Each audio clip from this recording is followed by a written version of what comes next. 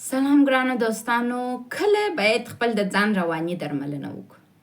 موږ انسانان هغه وخت باید رواني درملنه وکړو کله چې غم، رنج، دردونه، غصې، پریشانی د پخوانۍ طریقو په توسط حل کوو، خو نیسو حل کولی. موږ ټول انسانان د هماغه د مور د نس څخه هیجاني حافظه لرو. موږ انسانان د مور د نس څخه هر څه زموږ په وجود کې ثبت کیږي، لکه د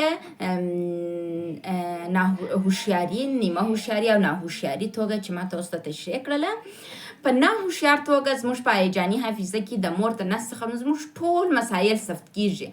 موږ انسانان په ناهوښیار توګه بعضې تخنیکونه، بعضې تکتیکونه زده کوو او د ژوند په تجربه کې بعضې نور پسې زده کوو، تر څو موږ د درد، رنج، غم، غصې او دا شیانو سره مقابله وکړو.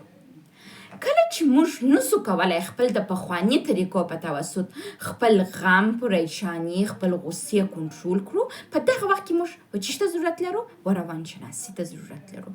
موږ باید چی وکړو؟ د ځان درملنه وکړو. یو مهم خبره دا ده، وایي د پخواني طریقې د مشکلاتو د حل کولو د بعضو انسانانو دا په ناهوښیار توګه دي، یعنې د مور د نس څخه یې شروع سوي دي، زده کړي دي.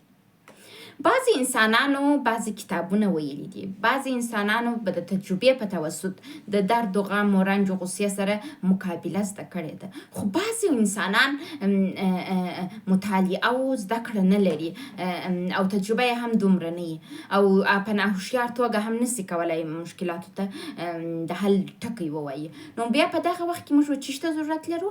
و مشاورې ته ضرورت لرو، و رواني درملنې ته ضرورت لرو، تر څو موږ وکولی سو چې غم، درد، رنج، غصه موږ ته تکلیف رانکړي. موږ وکولی سو سیار ژوند وکړو.